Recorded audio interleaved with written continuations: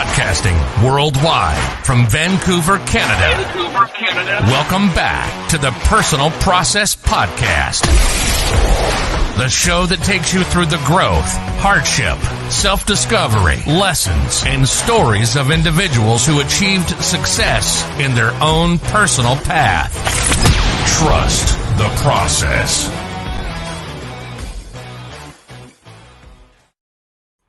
Welcome back to another episode of the Personal Process Podcast. Today's guest, four-time TED speaker, author of way too many books to count, motivational speaker, mental toughness champion, and, someone that is very exciting for me personally to have, because this is someone that I actually looked up to when I was in high school playing basketball.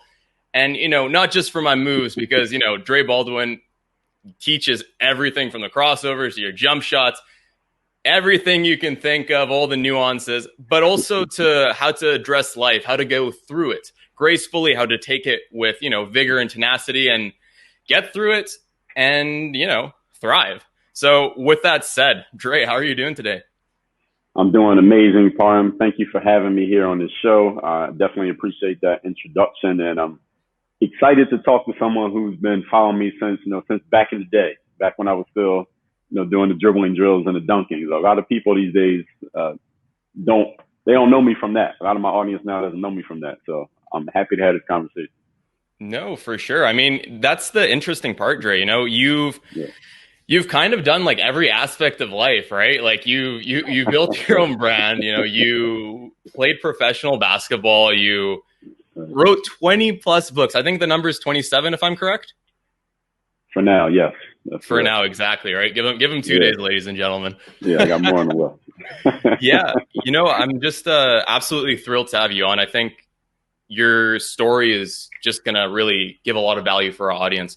And I think with that said, Drake, do you mind just giving us a little bit of your background, like where you're born, how the early life was for Mr. Dre Baldwin? Yeah, so my background is from the city of Philadelphia, Pennsylvania, born and raised, always into sports growing up. So I played the street sports, kickball in the driveway. Somebody had a backyard basketball court, the portable ones that you can change the height. So when we were young, we would lower it so we could dunk on it. Then we started playing on the 10-foot court, playing street football. The first sport that I really thought I could do something in was football, because that's what we first played growing up. So my favorite athlete back then was Deion Sanders, prime time. Played baseball and football. So I went to tryouts for the football team. My parents told me they couldn't afford football equipment. I don't know if they couldn't afford it, but I had a sister who was a year older than me. Yeah. And the way my parents did things, they bought something for one, they had to buy something for the other. Right. And my sister wasn't playing football. So they're like, all right, how do we balance out buying him football equipment? So that was the end of my football career. But they suggested, they didn't just kill my career and leave me nothing to do. They said, all right, if you want to play football, play baseball. So now I played baseball. And I wasn't good at baseball. I played it for several years, but I wasn't actually good, and I wasn't really excited about it.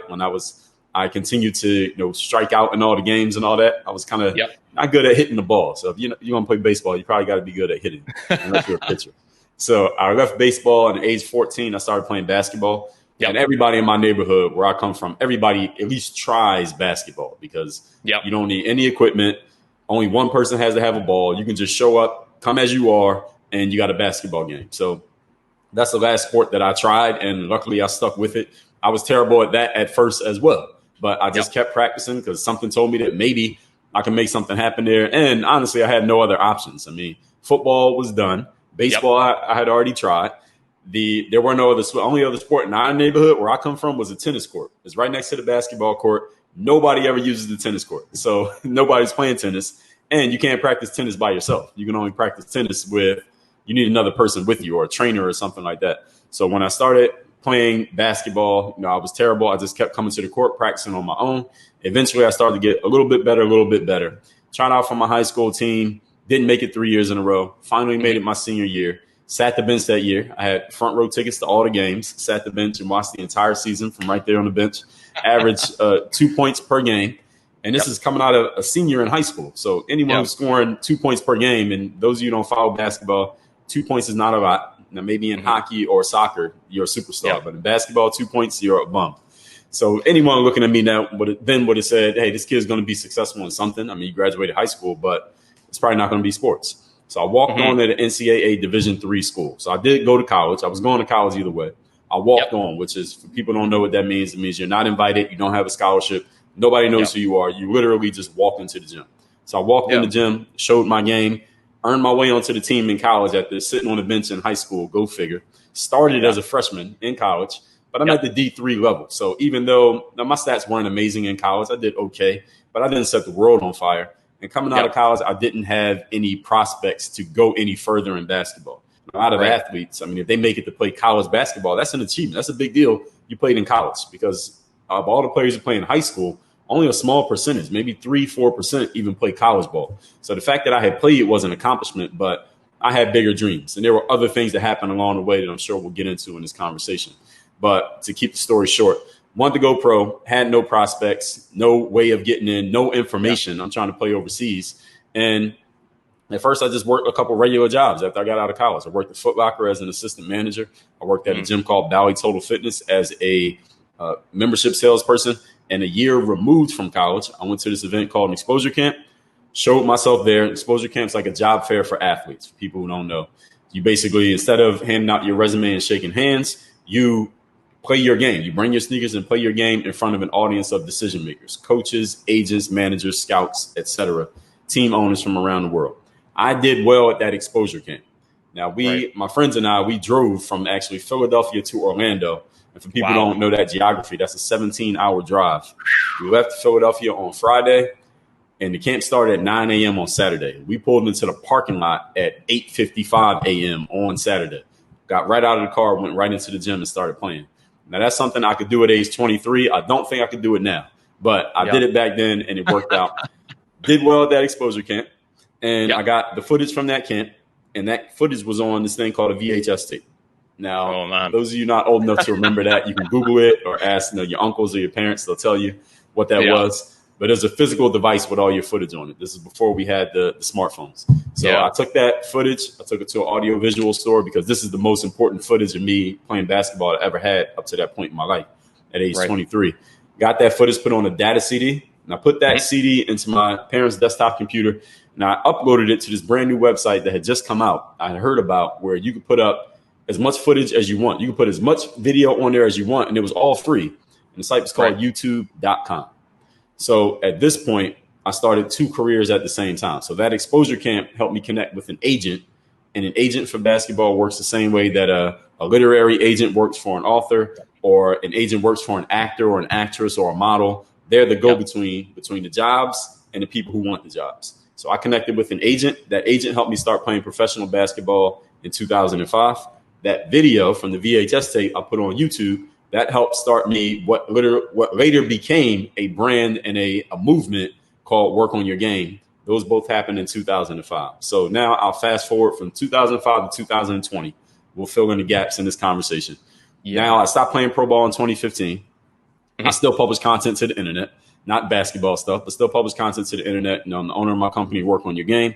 And what we do here is we take the tools that are necessary to reach the top 1% in the sports world, and we teach how those mental tools can be applied at work and in life. And of course, we still help athletes. We also work with entrepreneurs, business professionals, anybody who's looking to develop some skill, get known for their skill, get seen for their skill, and of course, get the return on investment. In other words, get paid for their skill. That's what we do here.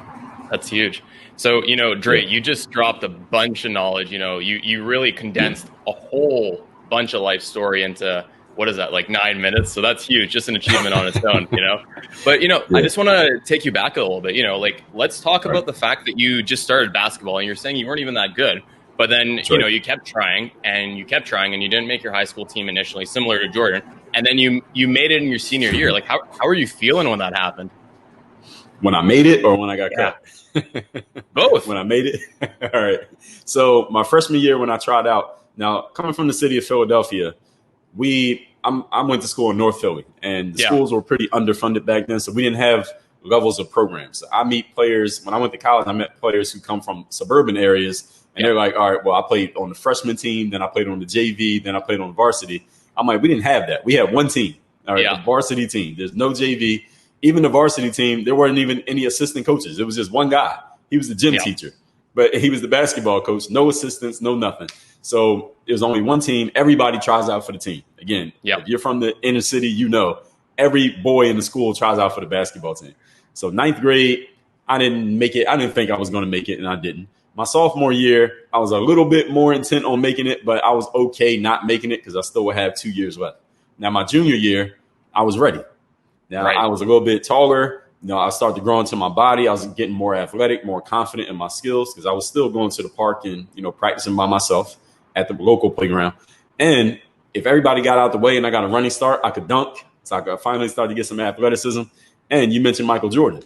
I've always been a big reader for him. So I remember reading Michael Jordan's story that he got cut from his high school team his first 2 years as well. Then he made it his junior year, and then he became Michael Jordan. So I'm thinking, all right, I'm still on track to become the greatest player of all time. I'm on the same trajectory as Michael Jordan at this point. And I didn't make it that year. I got cut again as a senior. I ended up getting matched up with a guy who was a senior during tryouts. He wasn't even that talented. He was just stronger than me. So he just kept posting me up. I had never lifted weights to this point in my life. He just kept posting me up and making layups on me, and I couldn't stop him. He just kept making shots on me. So I only got cut because the bad luck of the draw. I got messed up with the one guy in the gym who was so strong that I couldn't stop him. So he scores all these points on me. He probably scored more points on me at that one day in tryouts than he scored the whole season on the basketball team. He didn't even score on the team. He wasn't a scorer. He would get the ball wide open in the game, and he wouldn't shoot it because that wasn't his game. But that one day in tryouts, he became, you know, Anthony Davis, and he's just trying to shoot every time, scoring on me. So I didn't make the team my junior year, safe to say. But now after that happened, when I didn't make it, Parham, what I did was I was kind of thinking to myself, maybe basketball is not going to work because, you know, I'm a person who always visualized my future. And I visualized basketball was the thing. Like I said, Michael Jordan didn't make it till his junior year. This is my shot. At least get on the team. Even if I sat the bench, I'll be fine. I'm on the team. I have a foot in the door. But now I got cut again, and I got embarrassed at tryouts. I didn't just get cut. I got embarrassed. I was the talk of tryouts for the wrong reason.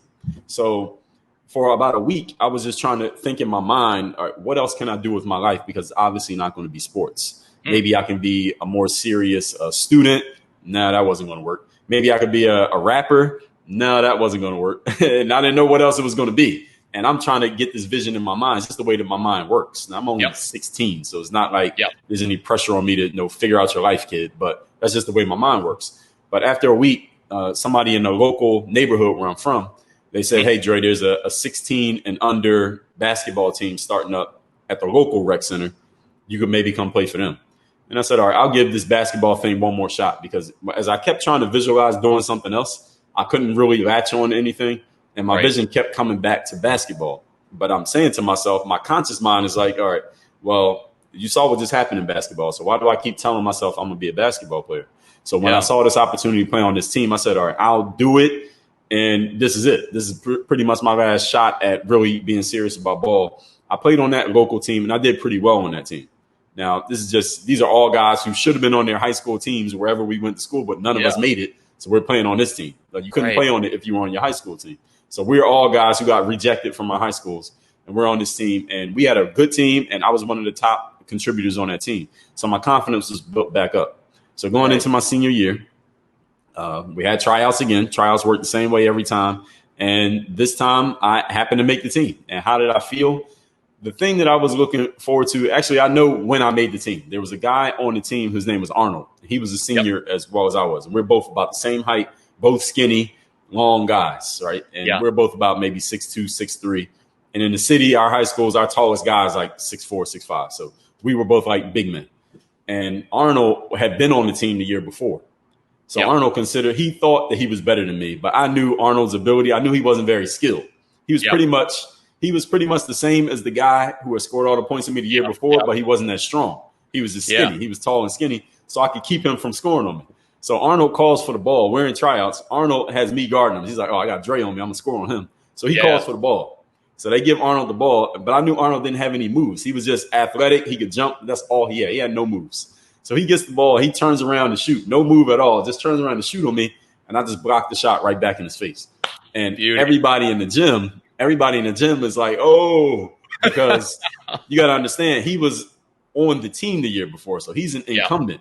So anybody knows, if you ever been to a tryout, if you haven't been on the team and then you outplay somebody, or even you make one play against somebody who was on the team, that's like the best thing you could possibly do, right? You showed up the guy who already has a spot. So when I blocked his shot, that was the moment that I made the basketball team. And this was like the first play of the whole tryouts. Like, we were the first guys on the court. This is the very first trip down the court. I blocked the shot. I'm like, I made the team off of that. So I ended up making it. But again, like I told you, the rest of it is not like it was some amazing journey after that. I pretty much sat the bench. But it was just the fact that I made it. It validated me and let me know, hey, all right, all this effort was worth it, even to sit the bench, just to say, all right, I made the roster. That felt like validation to me. Yeah. And, like, what were you thinking of? Like, you put in all this work and years on years of, not being at that amazing level to make that team. But now you finally did it. And you're still sitting on the bench, still scoring 2 points a game. Mm-hmm. Like, what was going through your head? Your whole brand now is mainly focused on motivating people and keeping that mental toughness. So what did you do during this period to keep that mental toughness for yourself? Excellent question, because this is a part I was going to tell you in the last, but I'm glad you asked it. So that year, this is my senior year, I was in my class, like my homeroom class. One of my teammates was on the basketball team, and this guy's name was Darian. Now, Darian, he was a point guard. He was the best player on the team. Now, Darian averaged about 22 to 25 points per game in the Philadelphia Public League, which is a big deal. You average that many points in the Philly Public League, you're probably getting a scholarship somewhere. Darian ended up playing D1 college basketball. Right. And now he and I didn't really know each other like that before that year. We knew of each other because our high school wasn't that big. Our graduating class was like 200 people. Right. But we hadn't been friends. But since we were in that class together, like damn near all day, we got comfortable with each other. And because I ended up making the basketball team, we got much more comfortable because we have this shared experience. For sure. So Darian, again, now you got to imagine, I'm the 12th guy at the end of the bench, a senior who doesn't even play. He's a senior averaging 25 points a game with scholarship offers. So we're on completely different ends of the spectrum, but we're on the team. So I would like trash talk Darian like I was better than him, like playfully, like, man, you're not better than me. You just shoot the ball more than me. That's the only reason you score more points than me. So I would just talk all kinds of trash to him, like, you're not better than me. And Darian, he's a competitor, and he knew playing against me, he was going to win. But he's like, this guy's talking trash, like he can beat me. So this is an easy victory for him. So he's like, all right, Jerry, let's play one-on-one. So every day before practice, me and the best player on the team would have this running game of one-on-one. Every day before practice, we would just play until the coach came in the gym, blew the whistle to start practice. Now, we didn't even keep score, honestly. But over the course of the year, and I say this so in case Darian's watching, he beat me. He scored more points than me. So if we were keeping track, if that was on video, you counted out the points, he won. But sometimes he would try to do a move on me, and I would stop him. Yeah. And sometimes I would do a move on him, and it would work. So every time that happened, it planted a little seed in my mind, Parham, that, all right, this guy's going on to a D1 scholarship. He's better than everybody else in here. If I could score on him and I can stop him, I could play with anybody. So that is what really, again, while I'm sitting on the bench during the game, watching him score 30 points, I had the confidence. All right, he scored every time he had a great game. That gave me more confidence because I'm like, all right, I scored on him and they can't stop him. All right, they can't score on him, but I did. So I know I had something. I just needed to, first of all, develop more skill. At the same time, needed to develop the confidence. And I'll tell you one other thing that happened after my senior year was over. Yep. And where are you from, Parham? I'm from Vancouver, Canada, with the flag right here. Vancouver. Okay, so you're on the other side of the country. We are. North, right. So outside of Philadelphia, or in Philadelphia, there's this league called the Sunny Hill League. Yep. And the Sunny Hill League is like, have you heard of the Drew League out in L.A., the summer leagues that they play? Like Kevin Durant shows up and stuff like that. Yep. All right, Kobe played in it. So the Sunny Hill League is like Philadelphia's version of the Drew League, but it's for amateur players. It's not for pros. Right. So this is Kobe Bryant played in the Sunny Hill League because he's from outside of Philly. Wilt Chamberlain from way back. Anyone from the Philadelphia area, the tri-state area who was good. Tim Thomas, a guy named DeJuan Wagner. You might not remember him. He played in the league, but he kind of got injured. But anybody, Rip Hamilton, Jameer Nelson, anybody from the Philly area who was good played in the Sunny Hill League. So this is where all the best players played. So after my senior year, I seen on some bulletin board a tryout for a team in the Sunny Hill League. Now, this is after I've graduated or right before graduation, senior year of high school, after the season. Right. So I go to the tryout.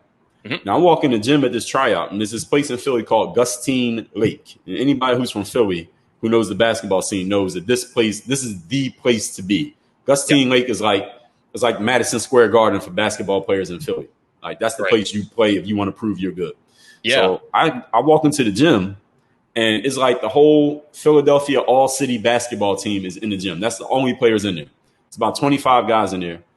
And it's like, this is back in the day. I graduated in the year 2000. So for people to understand, we used to get the newspaper the day after our games to read it and see how many points we had, right? So I open the gym door, and I'm seeing the whole Philadelphia all-city basketball team from out of the newspaper. They're in the gym. The best players in the city all here for this one tryout. What I found out wasn't really a tryout. They were already on the team. The only people trying out was me and like two other random stragglers who showed up. Everybody else was already known and invited. We just showed up to the tryout.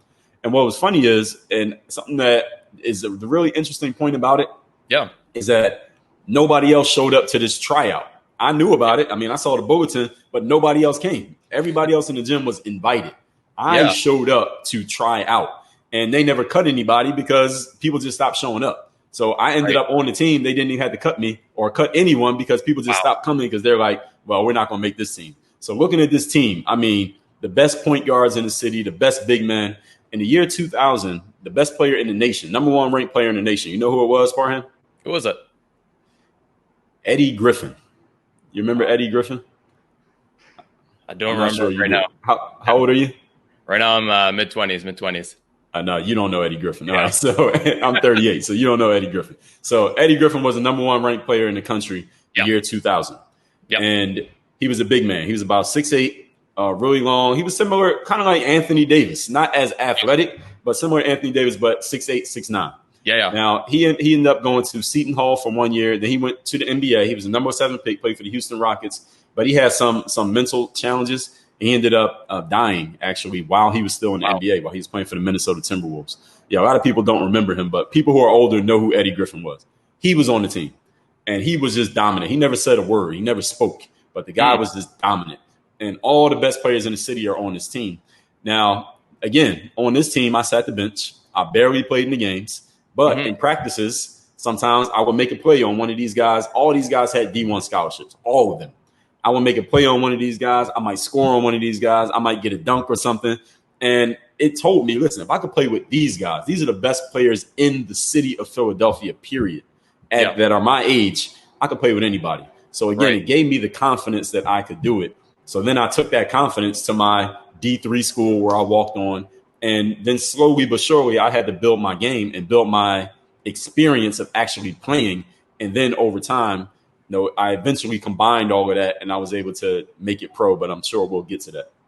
Yeah, that's incredible. And they say that, you kind of frame your own destiny. And I think this is a really good example of that. There was an open tryout, but only 2 people showed up.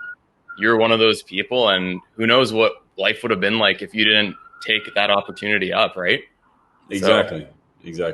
Yeah. And I mean, Dre, can we kind of go in a little bit deeper into kind of the motivational aspect of this? Because, this is, you're still going into the room, still not getting enough playing time for the amount of work you're putting in.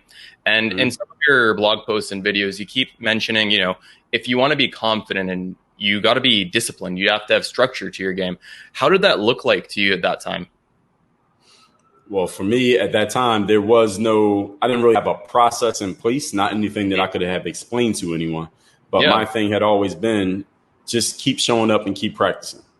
For me, the only thing I ever did was I went to school and then I would be either working my little part-time jobs, because my parents were big on, get a job. You want anything other than food, clothing, shelter, you had to pay for it. So I would have my little jobs on the side, Pizza Hut, hat store, McDonald's. I worked at movie theaters. I did all of that. But other than that, I was at the playground on the basketball court. So I was never, hanging out at the mall. I was never standing on the corner. I was at school, at work, or on that court. And I would just keep going to the court and practicing. When I would figure out a new skill or I would see somebody do something and I wanted to see if I could learn how to do it, I was just practicing on my own. So we're talking the 90s here. So this is no Instagram. There's no YouTube. There's nobody took me under their wing. It was just me showing up every single day to do the work, even when I didn't quite know exactly what the work should be. And I just figured it out on my own. So what later became a lot of the drills, or actually all the drills that you see on YouTube, and people can still find them online to this day. I made those up. Those just came from me coming to the court every day and practicing. Nobody gave me those. I made all of that stuff up because I was just on the court every day practicing. I figured out what worked for me. And I figured once I saw that people were watching these videos and they wanted to know how I learned it, I said, all right, let me just show you what I practice. This is what I do. I don't know what anybody else does. This is what I do. And then it spawned a whole nother world. And now, it's a full-time business for a lot of people putting drills on the internet. But that's not why I started doing it. I did it just, again, that VHS tape. And then when I saw people were responding to it, then I just kept going. So I created the systems. Once I saw that it was producing a result that people wanted, I said, okay, I guess I have a system here. So let me show you how I did it. That's huge. That's huge. Yeah. And I think one thing that a lot of people don't even realize, especially since, a lot of us were watching your drills on YouTube and all that, is you actually started blogging too. So that's right. Do you mind just telling me what inspired you to start blogging? What tell me the process behind that. Yeah, my first blog came out in May. Blog post came out in May of 2005. And that was actually the first thing I put on the internet was the blog post. Yeah. Now, I heard about blogging. I graduated college in 2004.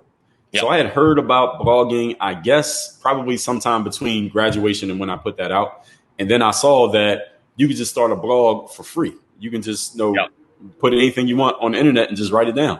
I said, that's interesting because I had always had this idea, this goal in mind that I wanted to have a website. This goes back to 2002. I wanted to have a website that was by me and just feature whatever I wanted to put on it, which was things that I had in my mind. Because Parham, I always saw myself as someone who I looked at things a little bit different than most people. I had some ideas that were not the same as everybody else. And I always felt like I could explain it in a way that people could understand. Now, people didn't always agree, but I felt like I could explain it so they could understand. So when I saw the option that I could just write and take my thoughts and take them out of my head and put them online, I just wanted to do it. There was no content distribution strategy. There was no marketing plan. I wasn't trying to become known. I didn't even have any idea how you could get anybody to even know that you're blogging. I just wanted to put it out there and just take my thoughts out of my head and just release them out into the world. So that's how I started blogging. That's where the idea came from. And I would really I kind of treated it just like a journal. I just took whatever thoughts or ideas I had at random times. And this is way before smartphones. So you have to get on the computer and actually type on this thing. And I would just get on the computer and just type out my thoughts and what was going on and what I was thinking about and what I wanted to do with my life. And that's really where it began, just wanting to share. But I don't even know how many people were reading back then. I don't even know if they had stats. I don't know. I was just putting it out there just for the art of it. It wasn't really because I was trying to make it do anything else. And YouTube, again, the same thing.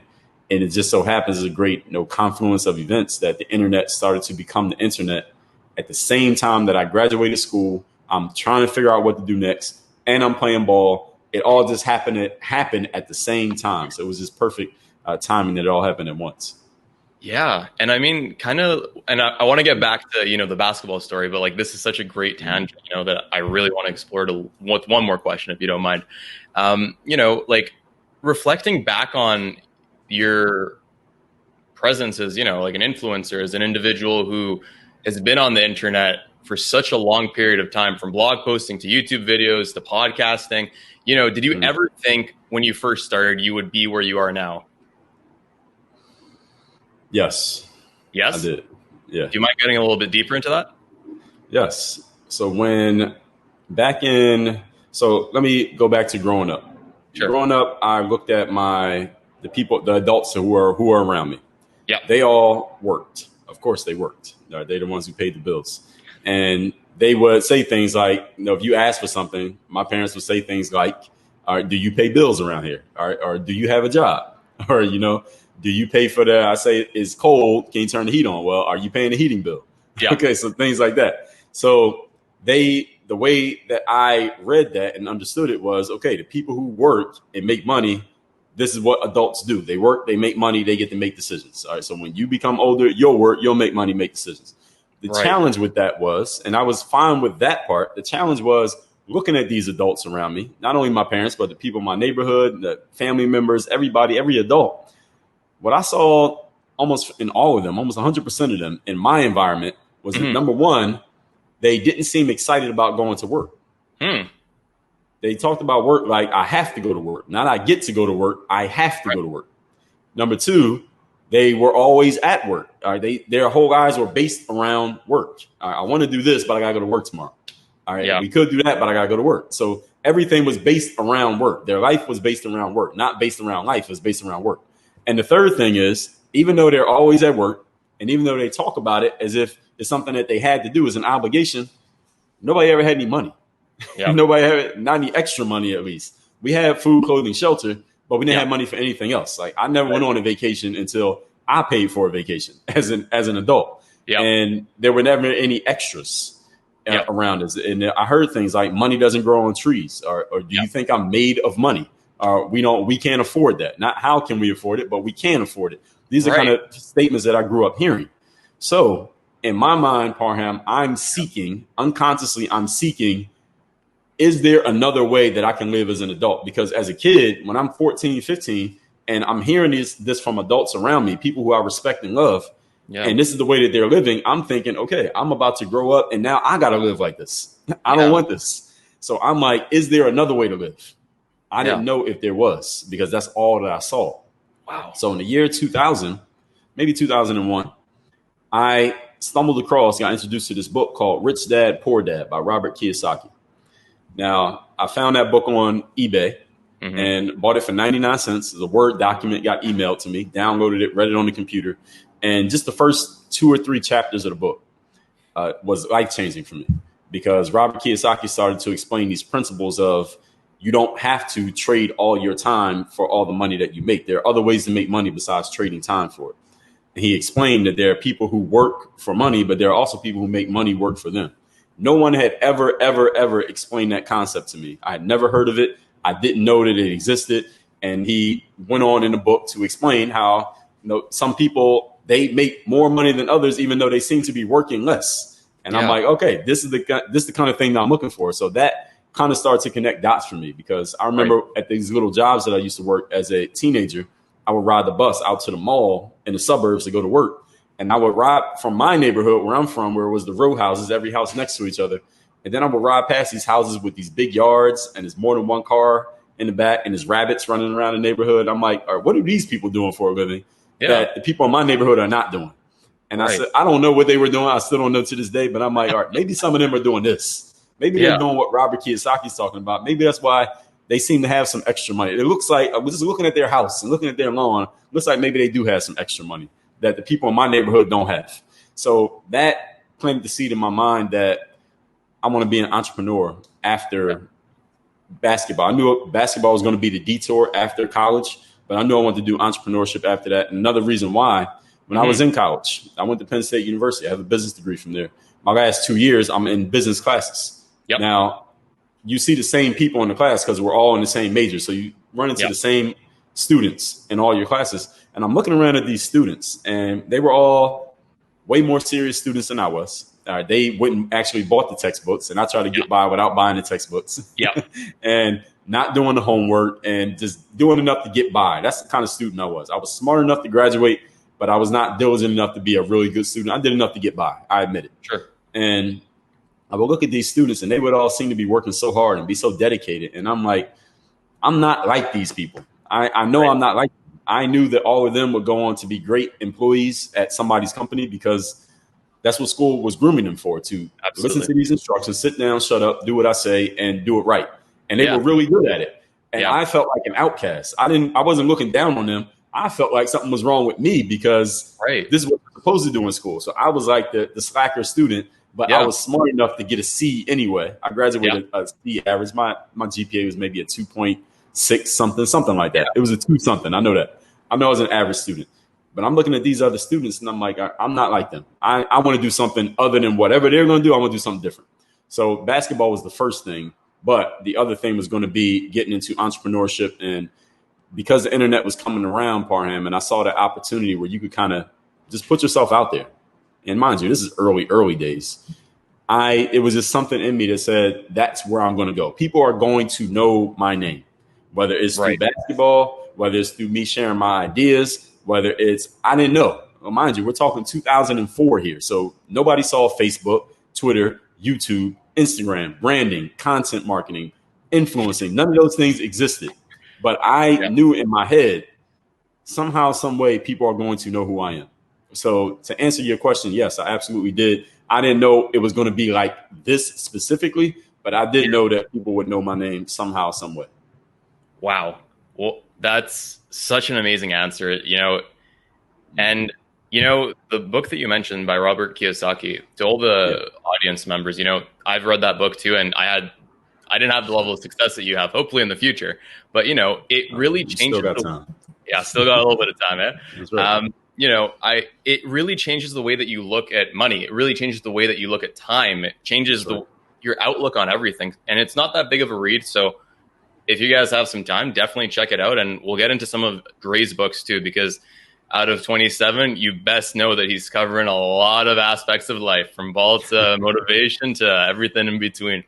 But, Dre, it's just incredible that you had this. A lot of people, when they're hearing things like this, they might get jealous or envious. But, I've watched so many of your YouTube videos. I haven't seen you once do that. Like, how do you have such a positive outlook on life? How do you keep that, composure and go forward? And you're like, okay, you know what? It's not happening today, but I'm going to keep going. I'm going to keep going. I'm going to keep going. Well, it's two things. Number one, I know that there are people paying attention.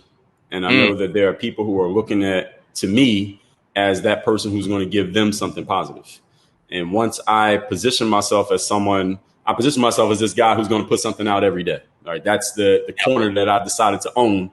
And once you stand on that corner, all right, now you got to do it. Now you have to deliver it. Once you tell the audience this is who you are and you see people are buying into it, okay, now you have to be that person. So when I put myself out there as the guy who's going to put out a new drill every day, all right, that literally means put out a new drill every day. It doesn't matter how you feel. You got to put out that new drill every day.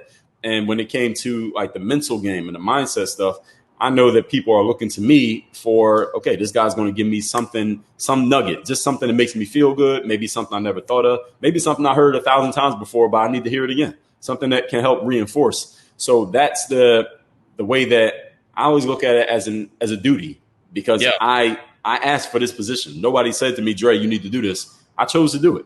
And it's kind of like I heard Michael Jordan talk about. Remember a few years ago when all the NBA players kept sitting out games for rest and the load management and all that? It was kind of getting out of control. And I remember reading in Michael Jordan's book back when he was playing, he said, every night when I played, I know that there were people who spent a lot of money and rearranged their schedules just to see Michael Jordan and the Bulls play one time. And I took that as a personal duty that I need to show up and I needed to deliver them, because they would never get to see me again. And that was my responsibility. So when I saw all these players sitting out games, I thought of what Mike said and said, see, this is the reason why Mike was different from these guys. The old school, new school conversation. But anyway, to further answer your question, the other part of it is the mental conditioning. So it's kind of like when you play basketball, you do conditioning drills, right? You do the sprints and the suicides and running this way and that way, all kinds of things to make sure you don't feel as much fatigue during the game. And the purpose of conditioning is not to eliminate fatigue, because that's impossible. If somebody does a lot of sprints, you're going to start to feel fatigue. It's just a matter of how much fatigue can you handle and keep going, or how much time do you need to rest before you can keep going again. And mentally, it works the exact same way, because what I tell people, Parham, is that 99% of the things that happen to us in life, we do not control. We only control 1% of life. But your level of mental conditioning is a measure of how much of that 1% are you going to take advantage of. Are you going to allow the fact that you don't control 99% to slow you down and keep you back? Are you going to use that as an excuse to fail, or use that as an excuse to let life have its way with you? Or are you going to say, okay, I only control 1%, but I'm going to take full ownership of this 1% and do what I can for myself? So are there days where I don't feel motivated or excited, or maybe I got a challenge that's going on? Like right now, I got a challenge going on. My book publisher owes me money and they're taking too long to get me my money back. I bought something from Nike and I shipped it via UPS, and UPS says they lost the package. So now I'm trying to get my package back. So do I have challenges that go on? Absolutely. But at the same time, even if I have that challenge, I might even talk about the challenge and say, hey, this is the way that I'm looking at it, because I'm sure there's somebody else in the world who has a similar challenge going on or is going to go through a similar challenge. Here's a different way to look at it. Instead of getting frustrated and angry about it, how about you look at it this way? How about you think about it this way? How about you take this different approach? Because everybody goes through stuff in life. And one of the things I talked about in my book, I know it's a long answer, I talked about in my book, Work on Your Game, is that in life, everybody goes through stuff, right? Now, the people who go through stuff and they allow the stuff to stop them or slow them down, they become the statistics. So it's kind of like they say, 95% of podcasts that start don't last a year, right? Those are the stats. The stories are the people who go through the same stuff, but they keep going. And because they become a success story, they get to tell their story. Then people want to know, how did you do it? How did you get there? So in life, you are either going to become a story or you'll become a statistic. And the only difference is how you handle the stuff that you're going to have to go through. And everybody has to deal with some stuff. So does that answer your question? Way more beautifully than I could ever expect. So thank you for that, Dre. And that's such an important thing. And this is the one thing that I was mentioning when I first introduced you. It's not about just the basketball skills that you were teaching. And you taught everything, honestly. But, for a lot of younger people, especially when I was growing up, there wasn't too many individuals who were actually talking about how to embrace life. They were all just talking about, get that fancy car, get all this kind of jazz. But you're actually talking about, the daily process. You got some struggles going on. Think of it in a different mindset. And these changes that you were talking and, convincing us about, it really changed my life. And, whatever challenge, whether with relationships, family, friends, anything, you're just like, okay, there's something to learn from, there's something to take forward and grow as a person. And, I really appreciate the lessons you taught from that aspect, Dre. And I know a lot of other individuals from my age that were watching your videos from, 2012, 2010, all that good jazz. They really took a lot of value from that aspect of it. So, Dre, I think this tangent is amazing, but I still want to get back to your story because we didn't even talk about, your professional. So let's go back to the league and, you're still over there. You're still getting 2 points. What happens next? So this is what stage we're at here? High school?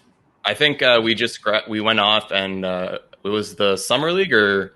Oh, I did the Sunny Hill, which was after high school. Yeah. So at high school season ends in March, around college. Then I played in the Sunny Hill League right before I graduated from high school. So this league is not affiliated with the school. It's just players. So that summer after I graduated high school, so this is the summer of the year of 2000, just to give everybody a time frame. This is the summer where I actually started to feel like I was good at basketball. So I'm 18. This is the first time I felt like I was good. My definition of good, and I said this on video, is when you feel like you could go anywhere, any gym, any park, play with anybody, and you'll be able to hold your own. That's the first time in my life I felt like that. And then I ended up walking on at school at Penn State Abington, which is a branch campus of Penn State University. And again, just walked in. Nobody knew me. I did not know anybody on that campus. I didn't know who the coach was. I didn't even know the coach's name. Yeah. And this was way before you could have Googled information back then, but it wasn't. The internet was not what the internet is now 20 years ago. So I don't even know if the coach's information was on the website. And I didn't even bother. I didn't ask. I wasn't looking. Nobody told me to ask that question. All I knew was, this is my mentality my freshman year of college when it came to basketball. Find the gym, go in there, and play. It was only one gym on campus, which meant to me, by deductive reasoning, everybody on this campus who can play eventually has to come through this gym. So I'm going to be in here, I'm going to be playing, and the players who can play are going to see me, and we're going to find out what the deal is at that point when they come in here. And that's all I did. I just showed up. I played pickup with whoever was in there. I don't care. It could have been some random guy, some random fat dude who couldn't even touch the net. I'm playing with whoever's on the court, and we just going to do what we do. The basketball team players eventually started trickling in, and, they're asking, hey, anybody here look like they can play? And people started mentioning me. People started pointing me out. Then the players got to know me. Then the coach showed up, and he said, hey, anybody in here I need to know about? They started pointing me out. So I pretty much had earned my spot on the basketball team before we even had tryouts, because what I was doing at the beginning of the year before tryouts even started, they're like, all right, this guy, he can go, he can play. And again, my confidence was pretty high at that point. And another thing, a stroke of luck. This was a pretty small pond. Penn State Abington is a pretty small campus. It had like 4 buildings. So it's not like I'm at Duke and I just walked in and dominated. I'm at this little campus. It wasn't even D3 yet. They were like a provisional Division III school at this time. They're full-fledged D3 now. So it worked out perfectly for me in that case. So again, didn't set the world on fire, but I was a starter my freshman year. I averaged maybe 9 points a game, 10 points, something like that. Was an uneven performer because this is my first time really getting serious, consistent playing time on a basketball team pretty much in my life. So again, this built my confidence a little bit more, but I just kept going, kept working. So here's where the luck comes in. The work and the luck meet. After my freshman year ends, basketball season's over. And this is, basketball season ends in like March. Now, school year goes till May. After the basketball season ends, I never saw any of my teammates ever again. Wow. They never came in the gym. They never came to play pickup. After basketball season ended, pickup games pretty much ended. Nobody comes in the gym anymore. It's like everybody just said, all right, we don't play basketball. They just gave up basketball. Everybody disappeared. So I'm the type of person when the season's over, I'm even more excited because now I know what I did well and didn't do well in the season. Now let me come in the gym and practice so I can be better for the next season. And Penn State Abington's gym, this is one of the most beautiful gyms. It's one of my favorite gyms of all time because I had so much time in there by myself. It has six courts, 6 baskets. The court is always pristine, clean. Nobody's in there. It's empty. It's like heaven to me. For anybody who plays ball, when you were playing ball, you get to an empty court, you're excited, right? I will be in there every day. It's dead empty. I literally mean empty. And I'm in there practicing every day. So school year goes on. I just keep practicing, never see my teammates again. The summertime comes. Now, I wasn't even taking classes at Penn State Abington. Now, Penn State Abington is right outside of Philly, 20 minutes from my home where I grew up. And I didn't even mention this. Penn State Abington is a commuter campus, meaning there are no dorms. There's no housing. So everybody who goes to school there lives at home, and you travel to school every day. So I live 20 minutes away. That summer 2001, I'm working at CVS, the drugstore, the pharmacy, but I usually worked at night. So every morning I will wake up, drive to Penn State Abington, work on my game, lift weights, work on my game, do cardio, come home, take a shower, go to my job at CVS, go to sleep, wake up, repeat. That's what I did every day, summer 2001. One day, I go up to the campus to work on my game as usual. I had not eaten breakfast before I left the house. So I park my car next to the gym and I walk across the campus to one of the other 4 buildings on campus, was the cafeteria. Go to the cafeteria to get something to eat. I'm walking out of the cafeteria with my food and some random dude walks up to me and says, "Hey man, what position do you play?" Now I'm looking at the guy. I know I don't know this guy. Now Penn State Abington is a tiny campus, so I know everybody, especially all the black people. This guy's black. I know I don't know this dude. And he's like, "What position you play?" And I'm like, "Huh?" He looks like a teacher. He's an older guy. He looks like a professor, the way he's dressed. And I'm like, "How do you even know I play?" It's not like I'm carrying a basketball. I got on basketball shorts, but I got a hoodie on. I'm like, "How do you even know I play? Why are you asking me this question?" He's like, "I'm just asking." So I tell him I'm a guard. So we start talking a little bit. He asked me what I'm majoring in, and he's just asking me these random questions. I still don't know who he is. Now, finally, he pulls out a business card and hands it to me.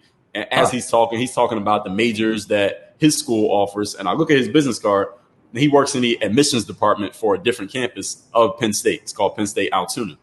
But he has 2 jobs. His other job, he's the head basketball coach at Penn State Altoona. This guy.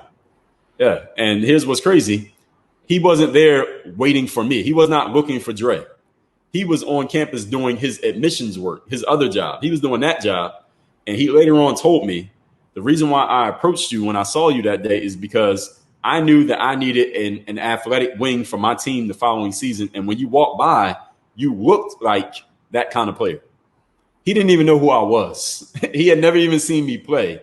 He just randomly noticed me, and he took the chance to approach me because I looked like the kind of player that he needed. And I guess because I had on basketball gear, he said, "Man, when I see a basketball player, I know a player when I see one." So that is the stroke of luck. Because I was showing up every day to do the work, I got lucky and got recruited. He recruited me on the spot. So 2 days later, I was transferring to Penn State Altoona, and I finished my playing career at Penn State Altoona just off of that stroke of luck right there. Wow. And Dre, they say, trust the process and all that. And like, this is such a great anecdote for it. Because, you know, if you weren't working on your game 24/7, if you didn't have that confidence that day, that may have not happened, right? But since you put in all those hours, since I don't even know how you played basketball, went to school and worked nights, and you still repeated that on the daily. Like, you had so much grit and tenacity during those years. Because of that, you had this opportunity. And I think this is such an important anecdote for anyone who's watching or listening. Trust your process and go forward, because, you know, that's what makes it. You know, luck happens, but you have to be ready for luck. And that's the second part of it, right? Absolutely. Yeah. And that was just the luck that happened right there. Just showing up. I mean, that gym was available to everybody. If you're a student at a college, you have access. As long as you got that student ID, you have access to the whole campus whenever you want, as long as it's open. And nobody ever came into that gym. I mean, the only people who would be in that gym that summer of 2001 was me and the admin assistant who worked in the gym. There was a older white lady. I remember I went back to visit Penn State Abington like 3 years ago when I was back in Philly. I live in Miami now. I was back in Philly, and I went in there to visit her, visit the gym, and she still worked there. And I said to her, I had her on camera. I said, "Do you remember me? I used to come in here." And she said, "I remember you. You were the only one who used to come in here every single day," because I would just show up and do the work. And that's how I got lucky. So that's how it happened, man. You want me to tell the rest of the story? Oh, please. I'm loving it. Great. All right. So now, sophomore year of college, I'm at Penn State Altoona, which is 35 minutes away from State College, from the main campus where the football team and all that is, Penn State. So this coach who recruited me, he is, you know, he's more hard as a coach. Like, he's like, "Look, I'm going to coach you. And when you get here, I'm not going to be this nice guy. The same guy who's recruiting you, I'm not going to be a nice guy when you're playing for me, because I'm going to drive my players." And I said, "All right, cool." I was going there anyway. I didn't care what he said. So I get to Penn State Altoona, and my bad practice habits, because I had never developed practice habits. I'd never really been coached because I hadn't been on many teams. My bad practice habits cost me opportunities for playing time. So I didn't even play that much my sophomore year. I played, but I was like the 7th or 8th man in a rotation. Whereas I had been a starter my freshman year. I was 7th or 8th guy on this team. And the guy playing in front of me wasn't even good at all. He didn't even have any talent, but he worked harder than me. So he earned the playing time that I did not earn. Right. And this is something that I tell players these days. Like, players often come to me and say, "Dre, well, I'm not getting any playing time on my team. So how do I get my coach to give me more playing time?" And I tell them what my coach told me that year, because I asked the same question. I said, "Coach, how do I get more playing time?" And I said, "Well, can you give me more playing time? Why aren't you giving me playing time?" And he said, "Dre, you don't get playing time. You earn playing time. And the way you earn it is by how you show up in practice every day. And since you're not working hard in practice, that's why you're not playing. You're better than the guy who's starting, but because he's working hard and you're not playing." So the team was actually hurt by the fact that this guy who wasn't even good was playing more than me. Because if I had been playing, I would have helped the team better than him, but I had not earned it. And the coach was standing on that principle: if you don't work hard, you do not earn a starting spot. So I only started one game that year. And the funny thing is, it was our playoff game. I finally started working hard at the end of the season, and I started the one game we played in the playoffs. But anyway, that year, it was a learning experience for me. And I'm glad that I went through that. I was really pissed at the coach that year. I really didn't like him that year. But the lessons that I learned from not earning my playing time that year taught me a lot of stuff that I still use to this day. And then I got unlucky. So this is a whole lot of luck, then bad luck, good luck, bad luck. That coach who recruited me, he got fired. Oh, man. After my sophomore year, he gets fired. Now, anyone who knows college basketball, and if you don't, let me explain, or any college sport, when a coach gets replaced, the new coach that comes in usually cleans house, meaning a lot of the players who were there the year before will not be there with the new regime. And it's not because the former players are not good. It's because the new coach wants to bring in their own people, their own system. It's kind of like if a CEO gets fired at a company and a new CEO comes in, a bunch of people in the C-suite, they're getting fired. They're getting removed or relocated or replaced simply because the new person wants to bring in some of their people. So this new coach comes in. He was a former NBA player by the name of Armin Gilliam. Now, he played back in the 80s. He was the number 2 pick in the NBA draft, actually, behind David Robinson in 1987. But he passed away in 2010. But he comes in to coach, and he cleans house. I was one of the casualties of the house cleaning. Nobody from the previous year's team played for this new guy. So the next year, It was a whole new basketball team. Everybody got replaced. Wow. And the team, I ended up off the team the middle of my junior year. So I played a few games for him, but we kept butting heads. And he already had it in for me because I played for the previous guy, and he thought the previous guy was trying to sabotage the program. So I ended up out of the program in the middle of my junior year. So I didn't play another college basketball game after 8 games in my junior year. Right. So my whole junior year, rest of the junior year, and my whole senior year, I did not play on the basketball team at all in college, even though I had been recruited to this school to play basketball. So that's a pretty bad break. And for the most part, for most intents and purposes, any player with that kind of background or that kind of setup at a D3 school where you walked on, your career is pretty much over. That's pretty much it. Get your college degree, go do something else. You can at least tell people you made it in college. All right. You can at least tell that story. So it was pretty much over for any reasonable person who looked at me and said that. I graduated college, got my degree. I had no prospects, no agent, no offers, no opportunities, no nothing to play professional basketball. So when I came back home after college, my parents asked me, well, what are you going to do next? I said, I want to play professional basketball. And they, being logical, reasonable, smart people, started asking me questions like, do you have any prospects? Do you have a job offer? Do you have a plan? How are you going to do this? And my answers were no, and I don't know. I had no answers to the questions. Yeah. So my mom basically just laid it out and said, well, look, you went to school, you got a degree, you don't have a plan, you don't have any way of making it in pro basketball, but look, you need to get a job, you need to get an apartment, you need to get yourself a car. I had braids in my hair, so you need to get a haircut. She was just laying out, look, we made all these sacrifices for you to go to school and get your degree. So now you need to be an adult, live like an adult. You can't just go off of these hopes and dreams forever of basketball. So, and again, my parents are reasonable and logical people. So they saw that I didn't start playing until 14, only played 1 year in high school, walked on at a D3 in college, didn't play my last year and a half. It made no reasonable sense for me to think I was going to play professional basketball. So they were not wrong. They weren't. And sometimes I get athletes who come to me and say, well, my parents are hating on me. My parents don't want me to succeed. And my parents are holding me back. That's the reason why I can't do my thing. I'm like, no, it's not your parents. It's maybe because you haven't done anything. There's no reason for them to believe it because you haven't done anything to believe in. So I wasn't mad at my parents for that, but I took that situation and used it as motivation, not because I was mad at them. I was just mad at the fact that what they said was actually true. It was true. I had no prospects. So that year, as I mentioned earlier, I worked at my first job out of college was at Foot Locker. I was an assistant manager, worked there, saved up some money, got myself a little car, bought it out of the newspaper, just dating myself. Bought the car out of the newspaper it was a, I don't even remember what it was, man. It was I don't think they make it anymore, whatever it was. It cost about $400 or $500 cash. So I met this guy. He said, meet me in the parking lot of the Eckerd drugstore. So I met him in the parking lot. I looked at the car. He was in the car. I looked at the car. I was like, yeah, all right, it's cool. I'll take it. I drove it around the block once or twice with him in the passenger seat. I was like, all right, I want it. We drove to the title and tag place, and we did the title and tag switch right there on the spot. He had done this before, obviously. He sells me the car. He called his man. His man comes, picks him up. They drive off in their car. I got my brand new car. So $400 or $500 for a car. I got me a membership to LA Fitness for $30 a month. I'm right back in that gym working on my game again. So every day that I wasn't at work at Foot Locker, I was in LA Fitness. I would get there. I treated LA Fitness like a job. I would get there like 9 o'clock in the morning, and I would work on my game on the court. Then I would go and eat a little snack that I brought with me.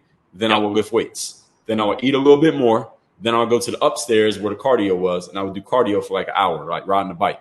Then I would go to McDonald's, which was across the street. Now, again, this is 23 years old, McDonald's. Yeah. McDonald's across the street, eat a meal at McDonald's, come back to the gym. And this is now, by this time, it's about 5 o'clock. Now everybody's getting off of work, and they're coming to play pickup. And I would play pickup. So I would be in LA Fitness from like 9 in the morning to like 7 at night every day if I wasn't at work. The other days I'd be at work. And that's what I did for that whole first 6-7 months once I got that job. Then I quit Foot Locker. I got a job at Bowie Total Fitness, which was closer to home and is a gym. Now, they don't have basketball courts, so I kept my LA Fitness membership, but I could lift weights in there pretty much for free because I worked there. And I'm selling my gym memberships, and that was the summer of 2005. And that's when I went to my first exposure camp. And I had to another thing here that I'll tell you. In order for me to go to that exposure camp, I needed to get 3 days off because the camp was in Orlando. Like I told you, I'm from Philly. So we had to drive from Philly to Orlando, and then we had to drive back from Orlando to Philly. So I needed Friday. The camp was on Saturday and Sunday, but we would drive on Friday. The camp would end Sunday afternoon, we could drive back. I can get back by Monday morning to Philly and go straight to work. But in order for me to get those days off, people got to understand when you work in that kind of job or any kind of retail job or sales, you have to work weekends. Nobody likes working weekends because the weekends are usually slow. And that's why everybody has to work them, because everybody hates working on the weekend. So for me to get that weekend off, I needed to negotiate with my boss to give me 3 days off, Friday, Saturday, Sunday. Nobody gets Friday, Saturday, and Sunday off. Yeah. So I had to negotiate with him. So I went to my boss, his name was Steve, and I told Steve what I was trying to do. Now, Steve, we were kind of kindred spirits in a way, because Steve was a guy who he was not going to be a lifer working in gym memberships. He wanted to do his own thing as well. And he talked with me about it a little bit after I told him what I was trying to do. So he knew I was a young guy. I just graduated from school. I told him, look, I'm not going to be here forever. I'm going to make my money. I'm going to do my job, but I'm trying to play professional basketball. That's what my destiny is. That's what I want to do, Steve. And when Steve saw I was serious about it, he would tell me that, you know what, I want to start my own business too. I'm saving up my money, telling my wife and things like that. And nowadays, Steve actually does run his own custom motorcycle business outside of Philadelphia. So when I told him, hey, I want to go to this exposure camp, it's in damn Orlando. I need to go down there. I need 3 whole days off. But listen, I didn't just go to him with that. And see, this is the mistake a lot of people make in life. They go to someone asking for something and they just tell them why it matters for them. All right, here's what I'm going to get if you do this for me. Well, listen, if you want somebody to do something for you, you need to tell them what they're going to get. Yep. So I told Steve, listen, if you give me these days off, here's what I'll do. I will work every day for the 2 weeks before the camp, and I'll work every day for the next 2 weeks after the camp. So that way I'm not missing any hours. And here's the thing that mattered the most, because we're in a sales job and Steve was the manager of the salespeople. So his job is based on how well the salespeople are selling memberships. So he needed me. I was probably the best salesperson there. So he didn't want me to not be at work. He wanted me to be at work because me being at work meant sales, and sales meant he looked good to his boss. Yep. So he wants me at work. So I'm like, look, I'm going to miss these 3 days, but I'm going to make up for it. And I'll make sure I make up all the sales that I might miss by not being at work. I'll make them up. And Steve agreed to the plan. So that's the only reason I got 3 days off to even go to Orlando. Went to Orlando, did my thing at the 2-day exposure camp, came back, made all the sales I need to make at Bally Total Fitness. And mind you, I'm still working at Bally when this ends. So after the exposure camp, I did my thing there. I got a good scouting report. I got my VHS tape highlights. And now I still need to get a job. So nobody offered me a job to play overseas at the exposure camp. I did not get offered a job contract on the spot. I went right back to Philly with my VHS tape and my scouting report. Now, what I did then, and here's the part where I take initiative. I started reaching out to every basketball agent I could find on Google. Right. Now, again, we're talking 2005 here. So they are not as easy to find as they are now. Yeah. Now, this is my logical reasoning at this time, because there's no information on how to play basketball overseas now. The only information out there now is my information. But even back then, there was zero information. So I'm figuring, all right, how do I play overseas? I want to play for a team that's in Germany. They have no idea who I am. Who knows those people? Who's the connect? The connect is the agent. The agent has those relationships. If I can get with an agent, the agent can connect Dre to the teams that want to play her. So I just start calling every agent I could find. They had a phone number, I called them. They had an email address, I emailed them. And I reached out to these agents and let them know, here's who I am, here's where I'm from, here's my collateral. And this was the most important part. Here's the scouting report from the exposure camp I went to, and I have video that proves I can play. I didn't have that before, so I hadn't reached out to agents. So people might be wondering, well, Dre, why'd you wait till a year after college? Well, I didn't have any footage. I didn't have any proof. If you want to tell somebody you can do something, you want to sell, you got to have proof. This is why when people sell things online, you see all the testimonials, right? That's the proof that you're actually good. So I had no proof when I graduated college, no footage. But when I went to that exposure camp, now I have proof. So now I start reaching out to agents. I reached out to probably 60 agents. Out of those 60 agents, 60. Wow. Out of those 60, 20 of them said, okay, kid, send me your footage. Let me see what you got. Now, mind you, this is 2005. YouTube was not out yet. I think YouTube came out in the fall of 2005. So this is the summer of 2005. So all I have is this VHS tape. So I had a double-decker VCR. A VCR is the device that plays VHS tapes for people who don't know. So I put the master copy in one side of the VCR, and I bought 10 blank tapes from the grocery store, and I put it in the other side, and then I had to buy another 10, and I made copies of my own tape. Yeah. And I started mailing those tapes out in bubble mailers on my own dime around the world to all these agents who asked to see my tape. Now, mind you, I'm working at Valley Total Fitness living in my parents' house. I didn't have that much money. So I'm spending my own money to go to I spent my last $250 just to go to the camp. That was the camp fee, $250. So I'm mailing these tapes out around the world to agents and just hoping one of them is going to bite, is interested. One of those 20 agents that I sent that VHS tape to replied back to me and said, I'm interested in representing you. And that agent is the agent who helped me get my career started. He got me my first contract. That was in Toughness, Lithuania in the summer of 2005. That's how my career got started.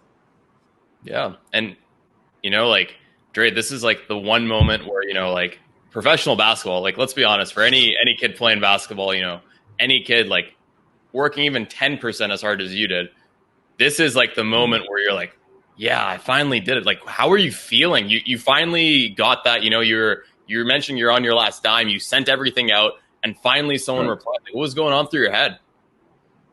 What was going through my head was this is what I worked for. This is what I've been aiming for. This is what I had planned to achieve. And this was, again, I had just formulated a story in my mind after getting kicked off the team in college. Mm-hmm. And then my parents, questioning my idea of playing professional basketball. And then just a story I made up in my head that everybody was looking at me like it's pretty much over for Dre. Now, logically thinking, nobody was probably thinking about me at all. But I made up the story in my mind because it helped motivate me. So when I got that opportunity, I said, yeah, now I'm going to get to go overseas. Now I get a stamp on my passport. It was validation. It was kind of like when I was playing Darian in high school, 1-on-1 before practice and scoring on him. That was validation that I can do this. And when I got that contract, it was just validation that this is a real thing. And then when I actually went over there and I'm actually in Europe, it was very surreal. It's like I'm actually in Europe because I can play basketball. I couldn't stop thinking about that over and over again. So that's how it felt. Right on. So what happens? You come into Europe, Yeah. I read your blog post on this, but I'll let you take direction on it. All right. So yeah, we get to Europe and this is my first job playing overseas. I ended up on this team for maybe about 6 weeks. This first job opportunity, and my agent got me another one after that and another one. I got another one on my own after that. But the thing about being overseas was, again, it was just so surreal. I'm walking around Lithuania and I had a couple American teammates there. I had one American teammate who was my roommate. And there was another guy who was actually from Africa, but he was black and he spoke fluent English. And then there was another guy because there were two teams in the city I was in. And he was American as well. So the four of us are just walking around Lithuania, 4 black guys. I'm the shortest one. So we're all like 6'4" and taller, walking around the middle of Lithuania. And all you see is Lithuanians. All the girls are blonde and slim and thin. And hardly anybody, not all of them spoke English, but a lot of the kids spoke English and people are asking us for autographs and taking pictures with us. And it was just a very surreal feeling to finally have made it there. But then I was only there for like 6 weeks and I ended up back home in the United States. And it's not like I had stacked up $1 million in the 6 weeks. So I'm back at my parents' house and my parents are like, oh, we thought you were gone forever. Now you're back.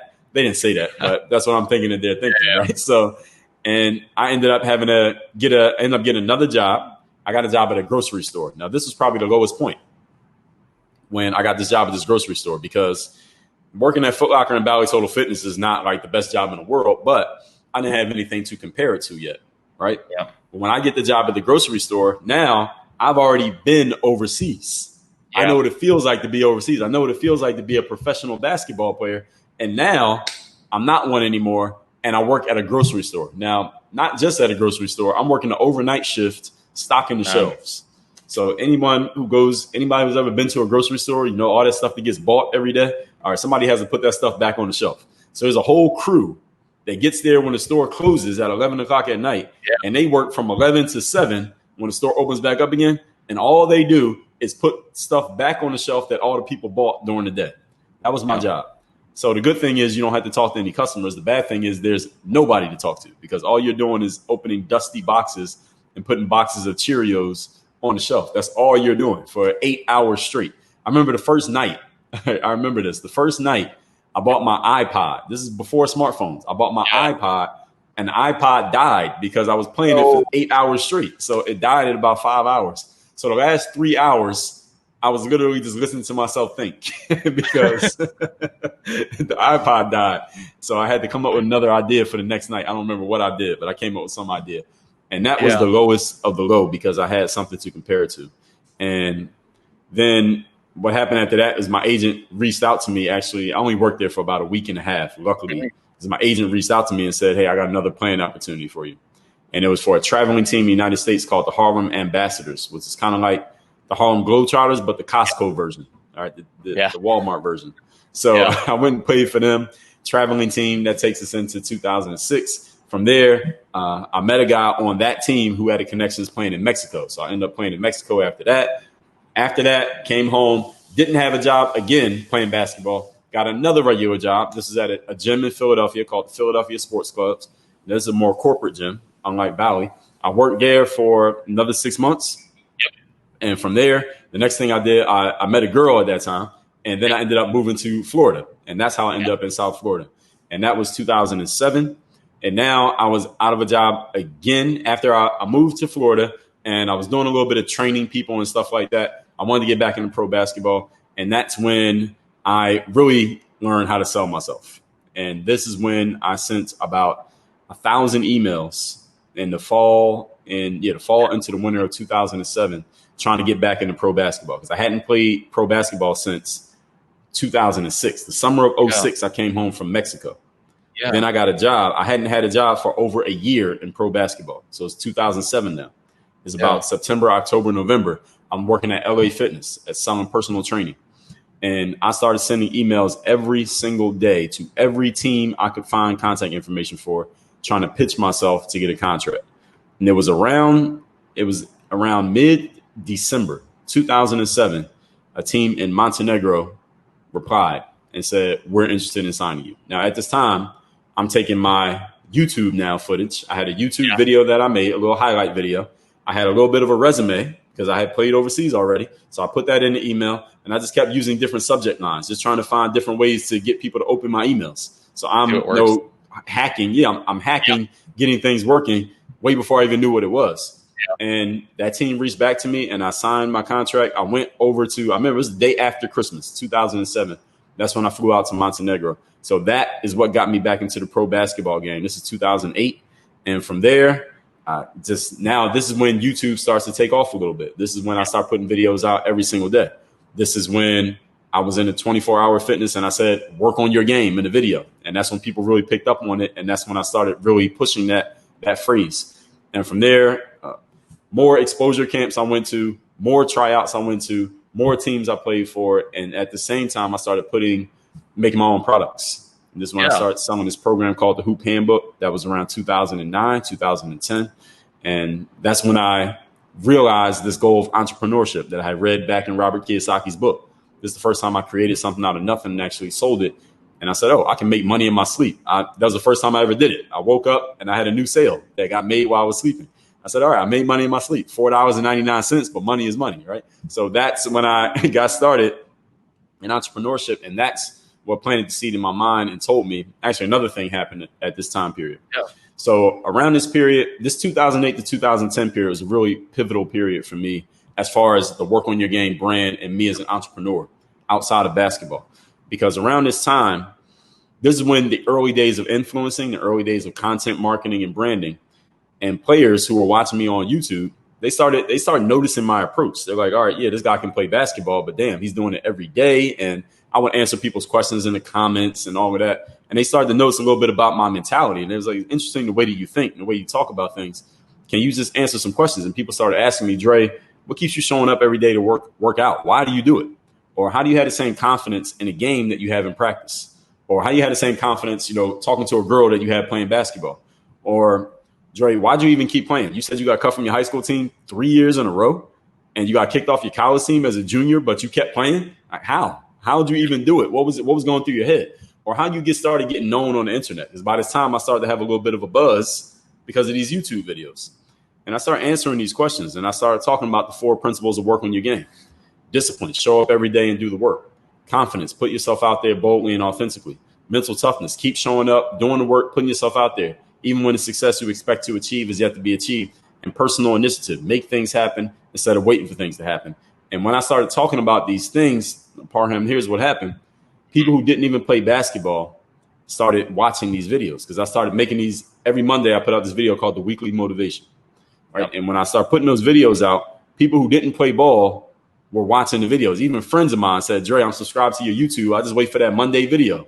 And they don't even play basketball. They were just waiting for that one video every week. And people were telling me like, yo, the stuff you're talking about, this stuff applies in life as well as it applies on the court. And that planted the seed in my mind that when I'm done playing ball, here's what I can leverage I can take my sports experience and I can leverage that for an audience of people who don't play sports. Because listen, when you have an audience of basketball players, they want to watch you play basketball. If you don't play anymore, then that audience is not going to keep paying attention unless you have something to offer them. So it's a beautiful thing that nowadays I have people like yourself who you grew up with me finding the basketball stuff, but now you're not maybe so much into basketball anymore, but the stuff that I talk about has evolved along with your evolution, along with a lot of people in my audiences. I mean, every day I'm meeting people who say, Dre, I used to watch you when I was playing ball, but now I got a software company. Now I have a podcast. Now I do this. Now I got a family. Now I have kids. And the stuff that you talked about off the court, it still applies to me. So I really appreciate it. I hear that from people all the time. And so I really appreciate people like yourself just seeing the growth from the court to where you are now. So that is really what planted the seed for me. And then fast forward a little bit, 2015, I stopped playing basketball professionally. And that's when I went full time into what I'm doing now. I started, putting out an audio show every day in 2016. I've done the TED Talks, like you mentioned. I've written my first book back in 2010. So we can go back and talk about that if you like. And then, over that time between 2010 and now, that's when I really started building what we have now, which is Work on Your Game, where we work with the majority of our audience are not athletes. And I'm sure there are a lot of people who are, maybe they used to watch me in the basketball days. And every now and then I hear from people like, damn, man, I remember when I used to watch your basketball videos. But there are people who stuck with me all through that time. People like yourself, even through the transition when I stopped playing ball and I started talking about these things that had nothing to do with ball. Not everybody stuck with me, but there are a lot of people who did. And I picked up a whole new audience of people through doing things like being on shows like this. I'm sure you have an audience of people who never play basketball in their lives. Nope. And then doing the TED Talks and writing the books and many media appearances and speaking gigs and things like that have really exposed me to a different audience. Because one of the things, Parham, for me that was always important is that I never wanted to be living off of I played basketball, past tense. Because one day you're going to be a former player and nobody cares about a former athlete. Yeah. They care about you when you're a current athlete, but when you don't play anymore, what have you done for me lately? Like, what are you doing now? So I always had that in my mind. Like, what am I bringing to the table that makes me somebody now? And that was why I always was looking for what's that next thing. So when I found it, I grabbed onto it, and now here we are. That's fantastic. And Dre, there's just so much stuff here. So I think what I'm going to do is I'm kind of going to go into like a rapid fire question, because this stage of your life, There's a lot of evolution. There's a lot of amazing things you've done. And I just kind of want to get into it. So let's talk about your first book. A lot of people may be thinking about writing a book, but what actually inspired you to take that first step and be like, you know what, I'm actually writing this. Let's go. When I saw that Kindle Direct Publishing offered the option for somebody to put a book out, and I said, oh, I can just write my own book. I don't need to get a publishing deal. I don't need to be approved by anybody. I don't need to get anybody to say I'm worthy. I can just do whatever I want. I'm doing it. And actually, honestly, that was before I even knew how to use Kindle Direct Publishing, because my first book, Buy a Game, I put that out just as a PDF. I figured out how to make a PDF, and I just put that on my website, dreallday.com. I didn't even have a Kindle version. You couldn't buy it on Amazon. There was no physical book at first. At first, it was just, all I needed to do was just make the PDF. So I just wrote it in maybe a Word document, something like that. Exported it to a PDF and said, all right, go to this link. You can download my book. I didn't even ask people for an email address. So I missed out on probably 30,000 emails that I should have on my list to this day, because I didn't even have a lead capture system back then, because I didn't know what I didn't know. So the reason that I put that book out was just to tell the story, because I knew a lot of players were asking me, like, where'd you come from? How'd you do it? How'd you get here? And I just wanted to put my story in one place, because one thing I learned on YouTube is that you get asked the same questions over and over again. So one of the reasons why I make so much content is because I just take the questions that people ask. So let me make a video about this or a podcast about it or write a book about it. So it's next person who asks me, I can just send them the link. I don't have to keep answering the question. So Buy a Game was just my way of telling people where I came from who were really following me at that time with the basketball stuff. And I knew I could articulate. I knew I could explain where I came from, something that a lot of athletes are not really that great at articulating how they do things and why they do things. But I knew I always had that skill.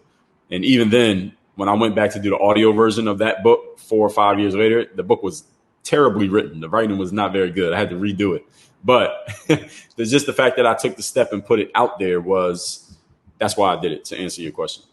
Yeah. And I was reading one of your book's description on Amazon. I think it was for marketing. And on the description, you're writing that, don't be worried about what you put out, because if it sucks, no one's going to read it. And you know exactly. What? So true, right? Like a lot of people are worried. They're like, oh, should I do a podcast? Oh, should I do YouTube? What if people judge me? Well, If no one actually likes your stuff, they're not going to watch it. So put it out there. You're going to learn. And, you evolve over time. You get an email list. You get all those clients. And you missed out on 30,000, but now you're probably rocking with 500,000 to $1 million, Yeah, exactly. So, Dre, another thing that I wanted to ask you, what advice would you give to an individual who wants to get into speaking? Because, you've spoken at so many stages and, I think you're someone that people would aspire to be if they're looking for that kind of stuff. Like, what was your first step into that? My first step into speaking was I started looking up local events where here in South Florida where I'm at. I just looked up events that were looking for speakers or call for speakers. I just Googled it, first of all, like how to get a speaking gig, how to be a professional speaker. And there were a few random videos out and a few articles that offered a couple tidbits and a couple tips. And I just started Googling events that are looking for speakers or events that are happening in my area. And when I saw an event, I just looked up the contact person, whoever it was, and said, hey, Mr. or Mrs. Contact Person, here's who I am. My name is Dre Baldwin. This is what I did. I played basketball because I know that's something that gets people's attention. I played basketball professionally. I made all these videos that I put on YouTube. I got this many subscribers and I've written a book. Maybe I might have had multiple books by this point. And I said, this is what I can talk about. I can talk about this. I can talk about this. Do you see an opportunity here? And that's all I did. And that was just taking initiative. And it was just me trying to put myself in the shoes of the decision maker. All right, what about me is going to make them interested? And that's all I was thinking. And I would write emails, just cold emails. These were not even people asking for you to email them. This was just me deciding I'm going to reach out to them. And my mentality always was make that other person have to say no. All right. Make them have to say no. A lot of people in life say no to themselves. So they deny themselves even taking the chance. But I'm the type of person who I'm going to ask and you're going to have to tell me no. And I'm okay if you tell me no, but you're going to have to tell me no because I'm going to ask you and I'm going to make it direct. So that's how I got started in speaking, was just looking for the opportunities. And when I saw an event that was happening and I felt like I could offer something, I just wrote up an email and said, hey, here's who I am. Here's what I can do. Here's my credibility. Here's what I can offer. Are you interested? Yes or no? And it was just like that. That's how I got started. That's huge. And, just kind of like a follow-up on this, you're talking about the fact that you got to pitch things in the other person's perspective. Like, what can you offer? And that goes on to every area of life, whether it's getting on the basketball team, whether it's getting into, a business relationship with someone, X, Y, and Z. What did you learn from doing all this cold approaching, putting yourself out there so much that you wish you could have known earlier in your career? Main thing that I wish I would have known is just understanding exactly what those decision makers want. When you know what they want, then you know what parts of your offer you should emphasize and what parts they don't really care about, what parts make the most sense and what they really need, because what they say they want and what they really want are often not the same thing, especially when you're talking big companies and corporations. A lot of times they want the same thing that they've always gotten, just a little bit different. They don't want something that's a little bit too far off the beaten path because it's risky and they don't want to take risks, because if they take a risk and it fails, they get fired or they look bad. So just understanding what exactly it is that people want, what exactly they need, and how to package it up in such a way that people understand that they need it. So that's a little bit of copywriting, is a little bit of just marketing mindset, It's just understanding the mind of your consumer. And your consumer can be a decision maker who has the choice whether to hire you or not. The basketball coach is a consumer because they're consuming the players and deciding which ones are going to be on the team. So just understanding the mindset of your customer. That's something that I hadn't studied it, but I kind of had an innate understanding of that's what I needed to do, but I hadn't studied it. So had I studied it earlier, I probably would have been better at it from the beginning. Yeah. Huge tips. And, do you have any blog posts or podcasts that you want to promote on this topic or books? On selling yourself? Yeah. Wow. That's so many. I mean, right. My book, Work on Your Game. Also, you can get that at workonyourgamebook.com. And I have a book called The Seller's Mindset, which you can get at workonmygame.com/sell. And both of those books are also on Amazon as well, if people prefer that. But yeah, I got so much content on that. I can't even give you one by one. We'd be here all day. I know. And we've already had a really long and amazing conversation, and I'm cognizant that you are a busy man. So I just want to talk about a couple other things. And, one thing that I want to know is, the amount of content that you publish. One person publishing on one platform doesn't even make like 10% of what you post. You post like 5 things on Instagram, 10 things on Facebook, 1 million podcasts. What's the secret sauce, Dre? Like, what are you doing? Like, do you have a twin? Do you have, tell me what's going on. Well, the secret sauce, I guess I can give you 3 secret sauces. One is I never run out of ideas, so that I'm never staring at a blank screen or staring at a microphone trying to figure out what to say or what to write. I already have the ideas at the ready.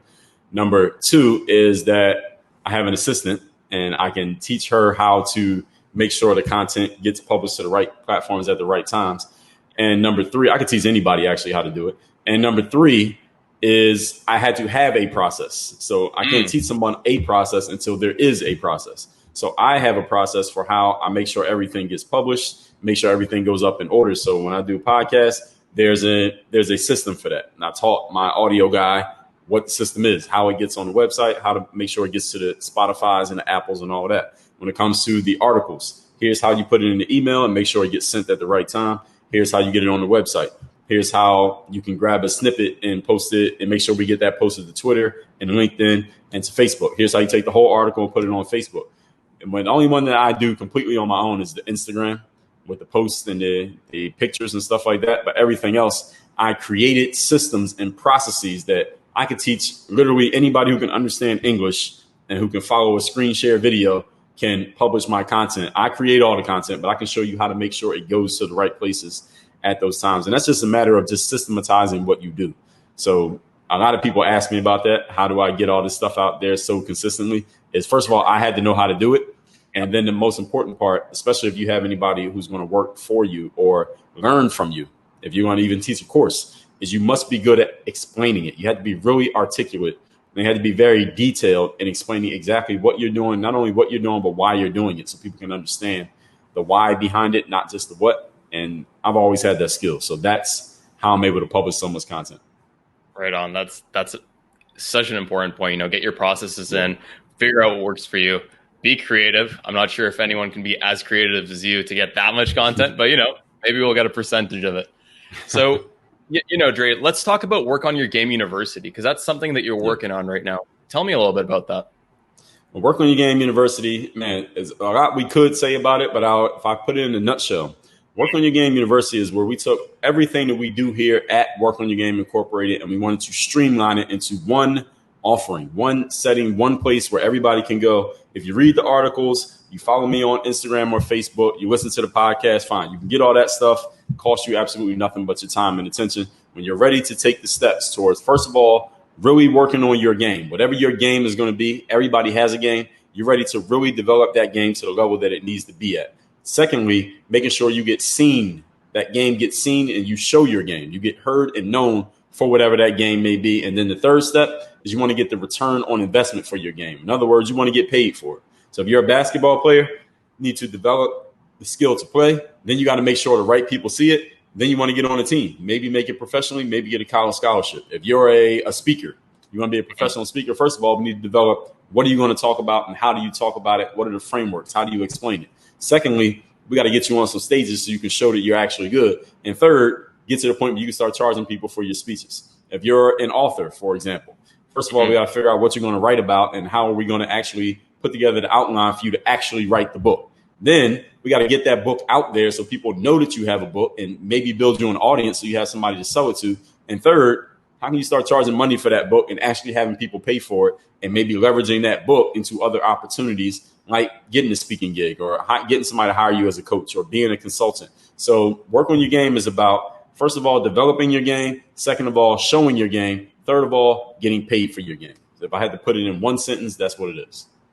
That's amazing. And we're going to put a link down in the description below for the individuals who are interested, because, that covers so much in life, and it can be applied in so many different settings. So I'd highly recommend checking it out. Now, Dre, I'm going to ask 2 more questions, and then we're going to go into our closing segment. And this one question I'm going to ask, it's a very deep question, and it's talked on the spot. So feel free to, not answer it if you like. But, in the beginning of every single YouTube video that I've watched, DreAllDay.com. Now, That's right. First of all, that's amazing, and I love listening to those intros. But was there a time where you weren't DreAllDay.com, where it wasn't all this, cool, calm, and collectedness that you could tell us about? When it wasn't that, man, maybe high school. Yeah. Or what was the point where, you developed this? What was that? Was there an event or an experience that really just showed you that this is the way that it needs to be?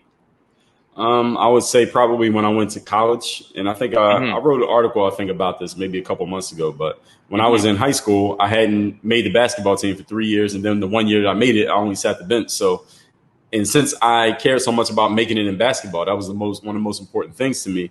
My identity, my self-identity, even looking at the people in school and how I thought they thought about me was this guy who tried to make the basketball team, finally made it. It still didn't do anything. So that was the way I saw myself in a way, maybe unconsciously. But then when I went to college, I had a chance to reinvent myself and create a whole new identity because nobody knew me there. I showed up at Penn State Abington. I knew literally nobody. Nobody knew me. So I was able to forge a brand new identity there. And when I walked on campus at Abington, I was one of the best basketball players on that campus. And again, because I cared so much about how I was doing on the basketball court, that played a lot into my overall personal self-image. So since I stepped on that campus as a good player, then my self-image I was able to transform my self-image there at Abington. And then when I went to Altoona, the college I got recruited to, I was recruited to go to Altoona. So I'm definitely one of the best players on this campus. I got asked to come here because of my ability to play basketball. So I walked on that campus with a certain level of confidence. So I think from that point that I went from high school to college, that's when I was able to just forge that brand new identity because I walked in there as a known commodity on the basketball court, or at least a good commodity on the basketball court. That was when that change happened. That's incredible. And, Dre, let's talk a little bit about the Mirror of Motivation. This is one of the books you're working on, and you're offering it for free. At least yesterday when I looked, it was free. Everyone, it's still free. Awesome. Everyone else got it right here. Shipping and handling. Let's check it out. Oh, beautiful! Look at that cover. There it is. Man, that's it. Self-guide, self-discipline. Yeah. So I have one question for you. What's your goal with this book? What impact do you want it to have on a reader?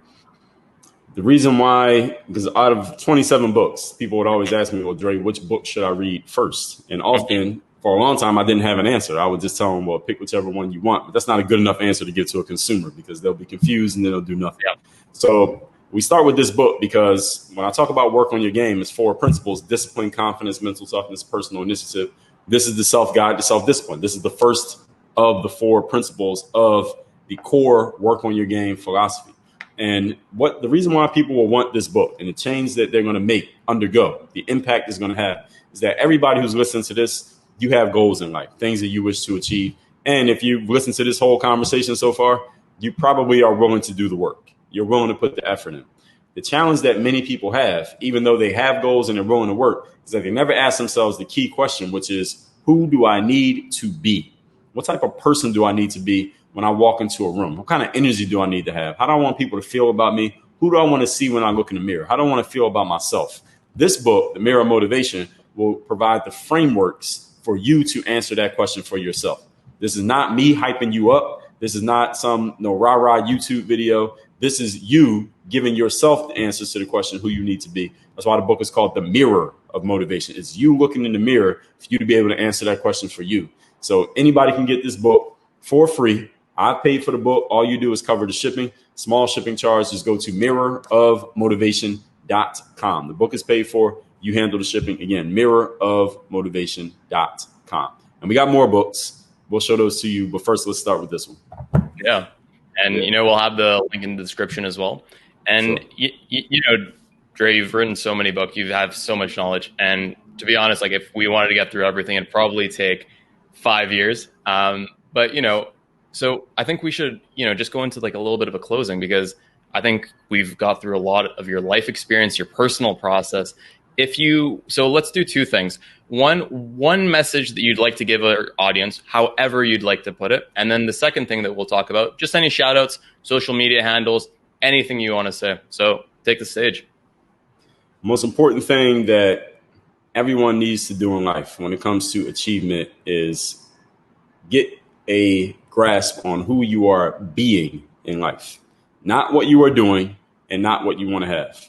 Most people go through life. Most people who are goal oriented, they have goals, things they want to achieve, and they realize, okay, I got to work to get to my goal. So this is where you get hustling, team, no sleep, grind all day, grind all night. This is all the hard work, motivational cliches that you hear. And hard work is a good thing. I'm not knocking hard work. I mean, I have a hat on that says work on your game. So work definitely matters. What many people never ask themselves, though, is who I need to be. And the principles of achievement in life, the 3-step process is be, do, have. Meaning you must be first. When you decide who you are being, and it is a decision, who you are being, the doing comes with it automatically. And when you are doing the right things, the results of that doing happen by themselves. For example, if a person is overweight and not in shape, and they decide that they're going to change their being to a person who is in shape and is going to have a nice body and feel good about themselves and be healthy, what needs to change? Not what they're doing. All they need to do is change their being. And they already decided, I'm a person who's in shape and who's healthy. So what is a person who's being that? What do they do differently? They're not going to eat that extra cupcake. They're not going to sit and watch Netflix all night, drinking soda and eating popcorn. They are not going to skip out on their workouts at the gym. They're not going to take that extra drink of alcohol. They're going to drink water. They're going to eat some vegetables. They're going to make sure they work out every single day. They are going to make smart decisions in the kitchen. They're going to make wise decisions when it comes to going to the gym. They're going to make sure they're getting the right amount of rest. They're going to make sure they're putting the proper nutrients in their body. Why are they going to do all those things? Nobody has to tell them. You can find those things out. But the thing is, when you decide who you are going to be, the actions automatically follow. Because again, if a person is a smoker and they quit smoking and then they don't say, hey, and somebody offers them a cigarette, they don't say, well, what kind of cigarette is it? Or maybe I'll have a little puff. They say, I'm not a smoker. They say, I don't smoke. That's a being thing. I don't smoke is a matter of being. They don't say, well, I smoke only on Mondays and Tuesdays. No, they just don't involve in it. I'm a fit person who's in shape.